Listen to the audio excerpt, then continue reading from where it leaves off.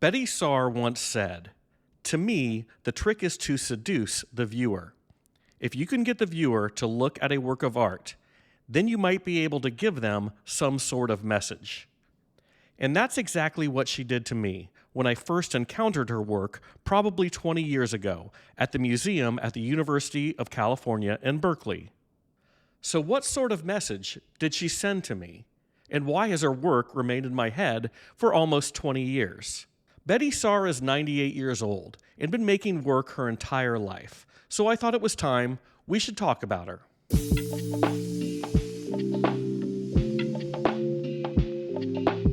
Art lovers, welcome back to the channel. My name is Christopher West, and this is the place where we talk about all things modern and contemporary art and design.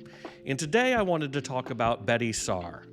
Saar was born in Los Angeles, and although she may not have known it at the time, at a young age she was collecting objects and ephemera that would greatly impact her later work. She was always interested in art, but at Pasadena City College and later at UCLA, she was encouraged to study design. That path, that focused more on craft, and given the racist tendencies of the day, was looked at the time, a better path for women, and in particular, women of color. She went on to grad school to continue her design education and took an elective class on printmaking. It was here that her focus became more on fine art and less on design. Her work at this time was mostly on paper, and into her prints she would incorporate stamps, stencils, and found materials to portray spirituality, cosmology, and family.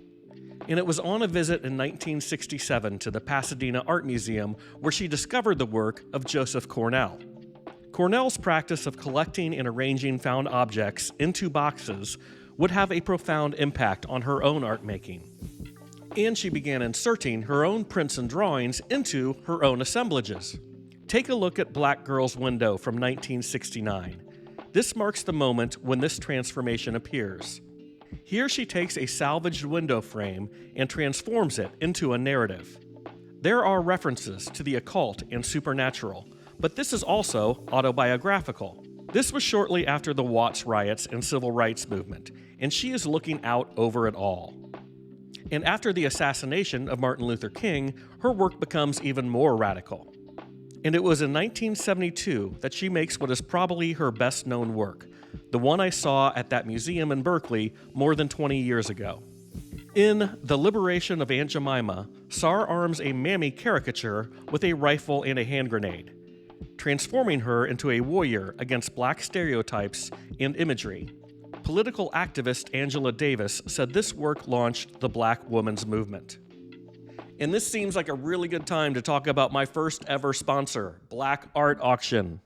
They asked me to take a look at their most recent auction catalog and see if there was any artist that I might be interested in doing a video about.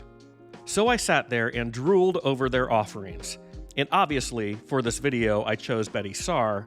They've got two great works from her from this time period we're talking about now on offer. But there were so many other artists I wanted to take a deep dive into. Ed Clark, Faith Ringgold, Elizabeth Catlett, and one of my all-time favorite painters, Huey Lee Smith. And regular viewers of this channel will recognize some of the other artists featured in this auction that I have talked about before, like Sam Gilliam and Jacob Lawrence. But the best part about this auction house is not just the work for sale, but the scholarship they do. They regularly release catalogs and essays on artists like William H. Johnson, Marion Perkins, and Selma Burke. These are important artists who for decades were often looked over by art history. So to have a source where you can find all this information in one place is invaluable. Their next auction will happen about 1 week after I release this video, on September 14th. But if you happen to be watching this after that auction happens, don't fret as they hold multiple auctions per year. And there are always works for any collector at every price point. If you're just getting started in this collecting game, but would like a historically important print for just a few $1,000s, you can find it here. And if you're a seasoned collector and want to add an original work by an artist who is already in a major museum collection and has been written into the art history books, you can find that here too.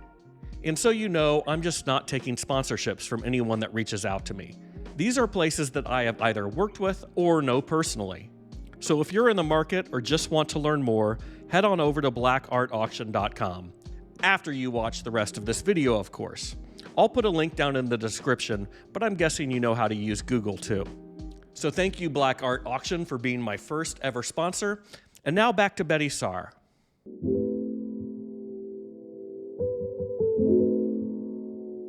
Saar, over the course of the next few decades, would continue to turn to her family and personal history as inspiration for her work. Her Aunt Hattie had influenced her identity as a black woman. So after her aunt's death, she created Record of Hattie, a mixed media assemblage made from an antique jewelry box. It includes an old photograph, jewelry, and tufts of fabric used for quilting, things she inherited from or reminded her of her aunt. And during the 1970s, Saar was at the center of a vibrant art scene in Los Angeles. Working with Suzanne Jackson's Gallery 32, she was able to exhibit her work alongside not only some of LA's best emerging talent, but worked within the circle of important artists like Charles White and David Hammonds. And she became part of the broader feminist art movement, joining Judy Chicago and others in the female art collective Woman Space. And in 1975, she took her West Coast success to the national stage with a solo exhibition at the Whitney Museum of American Art in New York. In the 80s, Saar was invited by the U.S. State Department to visit Asia on a cultural mission organized by Evangeline Montgomery, an artist I just recently featured in my gallery here. And she's exhibited regularly over the past 5 decades with solo exhibitions all across this country. In 2005, the University of Michigan gave her a major retrospective. And more recently, places like MoMA in New York, LACMA in Los Angeles, the Nasher in Dallas, and in 2022 at the ICA in Miami, they've all mounted important solo exhibition of Saar's work. So what message did Saar give to me when I first saw her work in California?